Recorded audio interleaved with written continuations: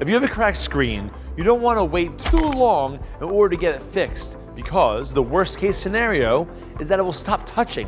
And if your phone stops touching, that means no access to phone calls, to your pictures, or your contacts. Yesterday morning, a regular customer called who owns a catering company. She couldn't reach out to her contacts or her employees to tell them what to do next because her screen was cracked and wouldn't touch. She was panicking and really stressed out. We assured her that fixing the screen would most likely resolve her issue. She came in, fixed the screen, and guess what? It was all touching again. She was able to reach out to her employees and to her client, got on with her day and business as usual. So if you have a cracked screen, don't delay, try to plan accordingly, find a repair store that can actually fix that screen and resolve your issue. If you wait too long, you may lose access to your phone, and then you're in a panic, and then it could get worse. So small crack, big crack, little crack, I recommend just trying to find somewhere to fix it right away.